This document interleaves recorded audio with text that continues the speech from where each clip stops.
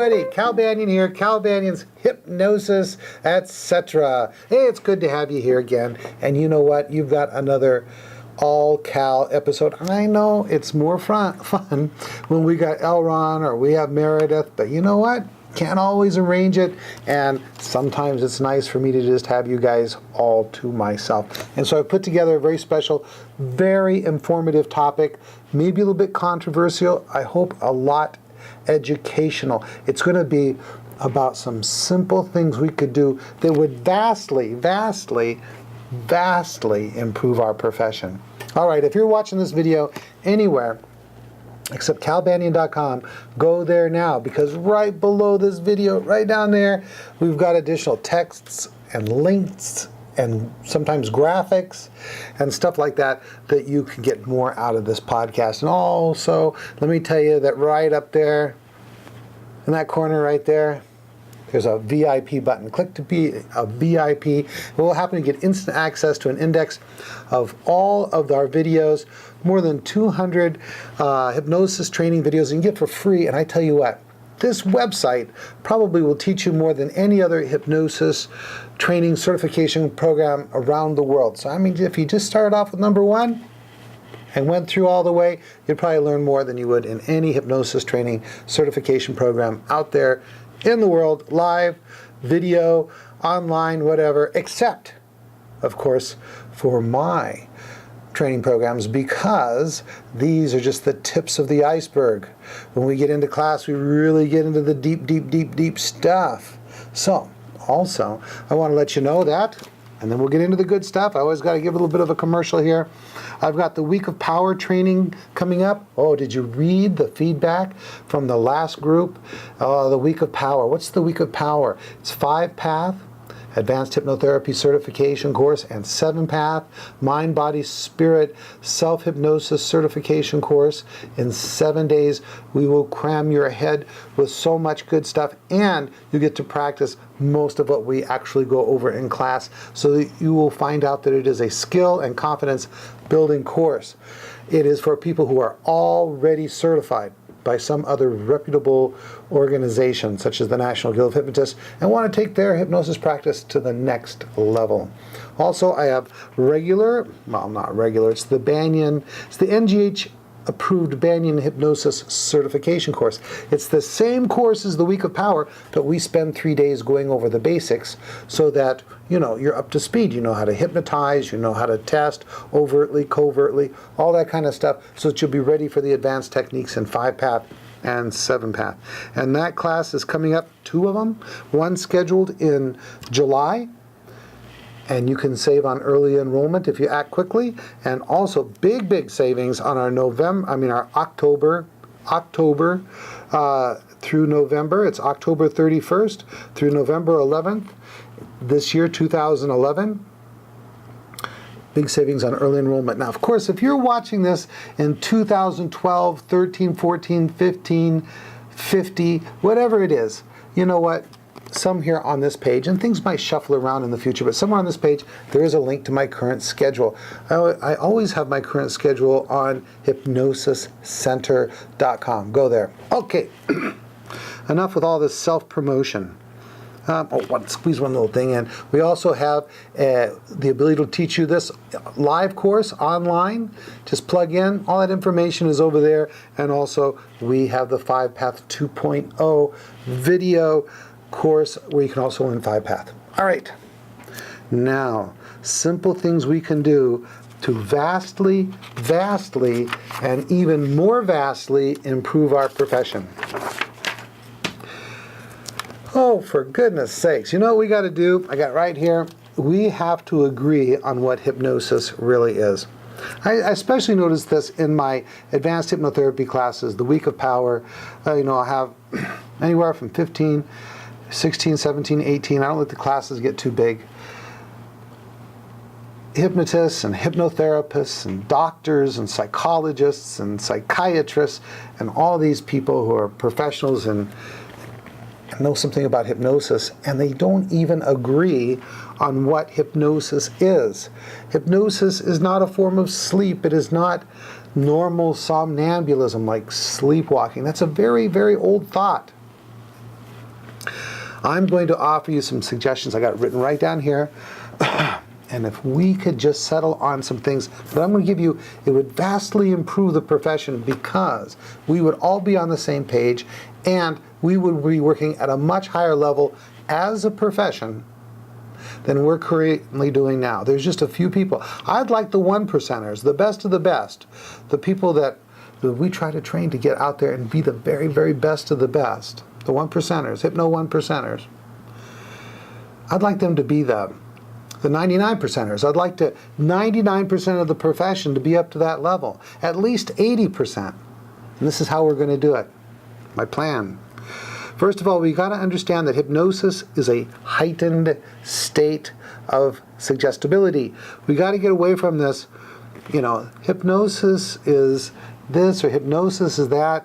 And there's a definition that I've been kind of cool with for a while, but I think it's time that we now move beyond this one, which is a pretty good definition, and it is the bypass of the critical factor and the acceptance of acceptable selective thinking. And that one was in the Handbook of Occupational Titles, United States Government Handbook of Occupational Titles, as a definition for hypnosis when they defined the occupation of hypnotherapist. And it's more than just that. And I'm going to get into that with you. But first, let's talk about, I want you to begin thinking about hypnosis as simply a heightened state of suggestibility. And I kind of like the Harry Aaron scale of the levels of hypnosis. And I modified it a little bit to make it, in my mind, more useful. But you have normal waking consciousness, no hypnosis. And then you have hypnoidal, then you have light, then you have medium, then you have the 3 somnambulistic phases, which I call the threshold of somnambulism, full somnambulism, and profound somnambulism. And you might be thinking, but Cal, you just got through saying hypnosis is not somnambulism. Okay, a long time ago, it was thought that hypnosis was sleep. And, they thought that it was like when someone was sleepwalking, and the technical word for sleepwalking is somnambulism. When the hypnotist says somnambulism, he or she does not mean that you're asleep. I mean, if you've got any clue of what's going on at all in this profession, you know that that's not sleep. So we could probably call it hypnotic somnambulism, which is a deep state of hypnosis, so deep that we can create anesthesia, we can cause hallucinations by suggestions and all that good stuff. And the deeper the hypnosis is, the more readily the suggestions are accepted. Now, if hypnosis is a heightened state of suggestibility, we got to realize a couple of things. First of all, human beings are naturally suggestible. That's right. Even though hypnosis is a heightened state of suggestibility, there's also a normal state of suggestibility. We're all suggestible to varying degrees in certain circumstances. And all the different things, the factors that contribute to normal waking suggestibility, maybe I'll get into in an episode down the road or something. But I've prepared a little definition I want to use for this particular episode for suggestibility. Suggestibility is the level to which someone can accept suggestions as being true, which varies according to circumstances. The greater the level of suggestibility, the greater the effect that the suggestions offered will affect their perceptions of reality, their beliefs, habits, and emotions. And of course, I'm talking about the individual that we are hypnotizing. The greater the level of suggestibility, the greater the effect that suggestions will have and will affect our clients. Let's just say that our clients' perceptions of reality, their beliefs, their habits, and emotions. In high levels of suggestibility, especially like the somnambulistic states, threshold of somnambulism, profound somnambulism, those levels. Suggestions can profoundly, my phone just beeped. Almost threw me off there for a minute. Suggestions can profoundly affect perceptions, causing amnesia, anesthesia, and hallucinations. And I don't feel so bad about the phone because I was watching one of the major news networks today, and the anchor on TV, his phone went off. So I guess I'm in good company. But don't let that happen in class. Turn off your phones. All right, so right there, let's really get a good handle on this. Let's get my phone and make sure that it's off, okay? We want to make sure that we have an agreed upon definition of hypnosis. Now, there's a starting place. Let's talk about, leave a comment below. If you think you've got a better definition, you know what? I'm not ego invested in this definition. I just want us to have a good definition, a model, a paradigm, an understanding of what hypnosis really is that we can put out there and spread in the profession. It's time to go beyond the simplistic idea that hypnosis is the bypass of the critical factor and establishment of acceptable selective thinking, and I'll get into that more in an upcoming episode. All right, number 2 on my list, move away from emphasizing the progressive relaxation induction and get everyone confident in using faster inductions. Oh my gosh, it's time. It's time. It's time to move away from the old-fashioned, ineffective, unreliable, progressive relaxation. You know, the sad truth is it's probably the most popular hypnotic induction used by all hypnotists everywhere. But in truth, let me tell you some problems with it. It takes too long. I can't imagine someone spending 10 to 20 minutes every single session just to hypnotize someone. You know what? At our center, the most we ever spend is about 3 or 4 minutes. That's with like the Elronn and Banyan induction. And probably 95% of the sessions that I do, including the first session with a client, I'm going to do either the 8-word induction, the 3-word induction, or the time tunneling affect induced age regression induction. And those are done usually within a few seconds. We need to start moving towards that because the progressive relaxation induction takes too long. It's not reliable, not as reliable. You know, all things compared, all things being equal, the longer the induction, the more likely it is to just simply not work. And here's why. Because there's just time for stuff to go wrong, for distractions to happen, for loss of concentration to happen. And if you just pop someone into hypnosis in a few seconds, then it's going to be more reliable. Another problem with the progressive relaxation induction is it may induce sleep before you get to hypnosis. You take a guy like me, come in, get off early from work, come in to go have my hypnosis session. It's 3 or 4 o'clock in the afternoon. You put me in a recliner, put my feet up, and you say, relax, relax, in a gazillion different ways for 20 minutes. I'm going to fall asleep. And there's a whole bunch of people out there like me. Even in the morning. I fall asleep in my dentist chair. All right. They do not take someone to a specific level of hypnosis. You know what? It's like they say, begin with the end in mind. When you begin your hypnotic induction, you should not just go blah, blah, blah, blah, blah, blah, blah, and then when the script is over, start reading another script.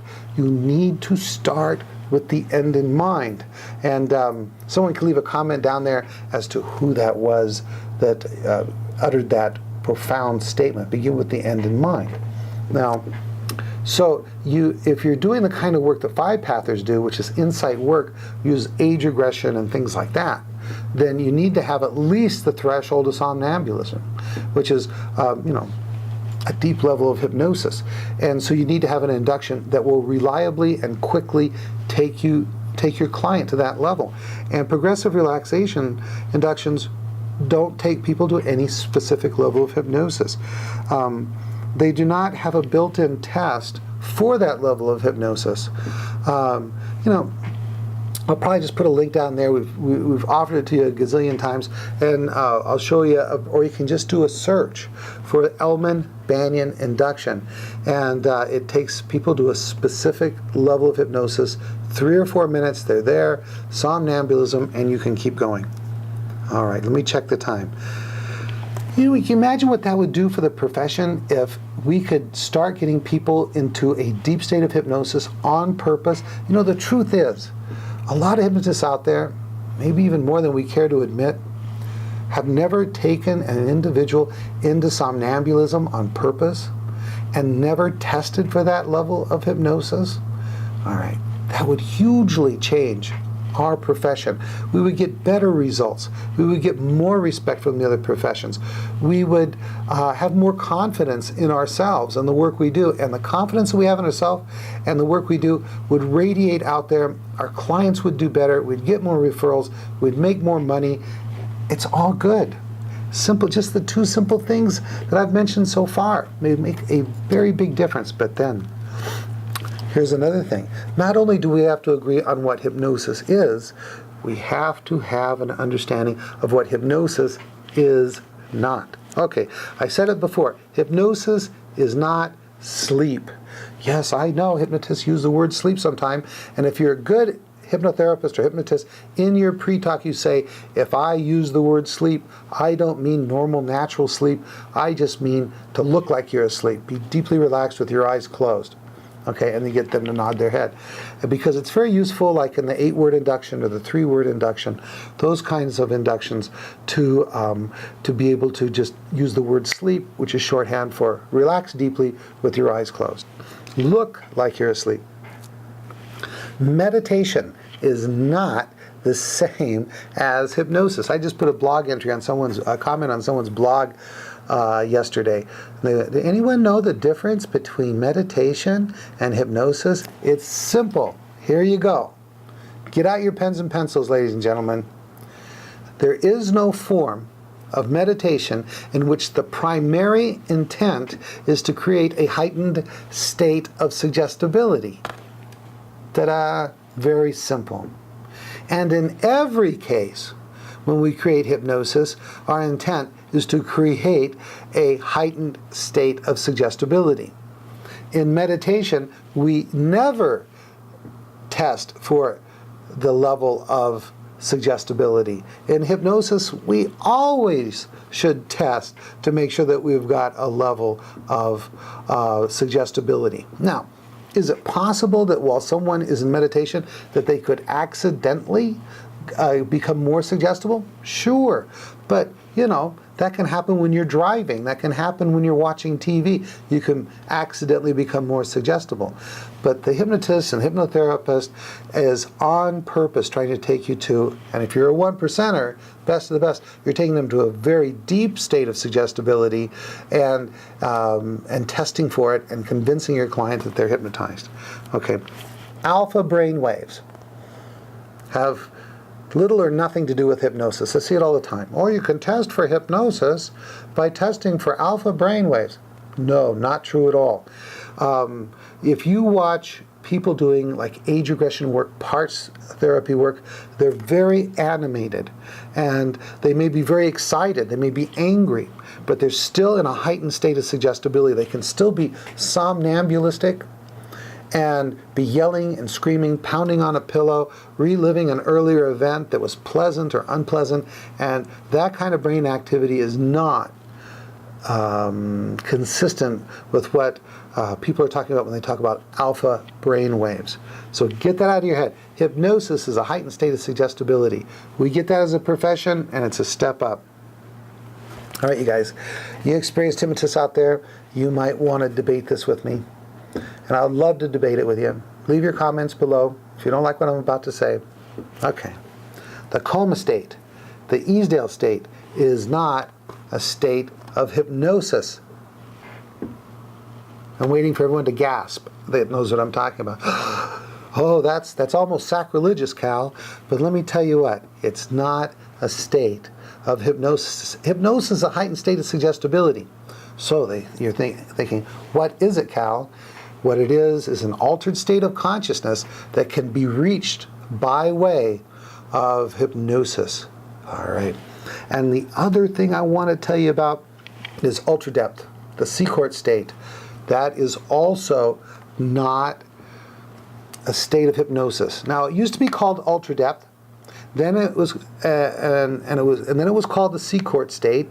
And I remember when I went to that training with James Ramey, and I thought, this is not hypnosis, because the major, like the unique selling proposition of ultra depth is that it is not a suggestible state, or the Sichort state. So now they've kind of, James Ramey has kind of re-examined that whole thing, and what he's come up with, and I think he's totally right about this.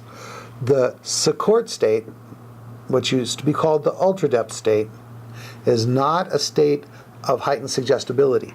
And this is a good thing, because according to them, when you are in ultra-depth, you can experience age regression or past life regression without the complications of suggestibility, which can cause confabulation.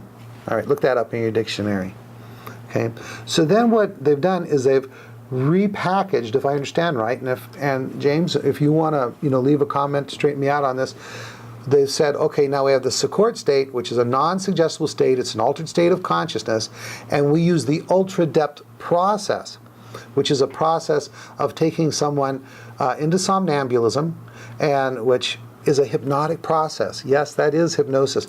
But then into coma state, which is an altered state of consciousness that's not hypnosis, and then eventually into the Sichort state, which is not a state of hypnosis. All right, I've got more stuff for you. I'm going to do a couple of more episodes, so you have a couple more all-Cal episodes coming. And what I'm going to do, I'm just going to wrap it up for now, keep it at 20 minutes. And I tell you what, I hope to see you at the National Guild of Hypnotists Convention. It's coming up in August. Go to ngh.net and get all the information. Also, there's my Week of Power is going to be there. I believe it's going to be 4 days before the convention, 3 days after the convention. Sign up now. That class always, fills up very nicely. We don't want you to be left out. Also, if you've already gone through my 5-path course and 7-path course, the Week of Power, you know what you can do. Check out the other trainers. Get an NLP course in there. I like, Will Horton's course. I believe he's teaching. He usually does. And so support the National Guild of Hypnotists. They support you in many, many ways. Okay, that's it. Remember to visit my websites, calbanyan.com, right here. Go to hypnosiscenter.com. All my schedules are there. There's cool articles on hypnosis, a gazillion different things. Go to hypnosis.org. I teach you how to do things like the Elronn Banyan induction and stuff like that. Free video training that's even more particular about the tools of inductions there. And gosh, that's about it. Cal Banyan, signing off.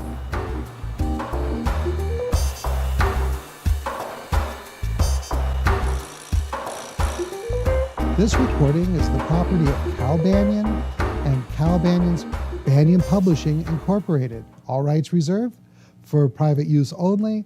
May not be duplicated without written permission.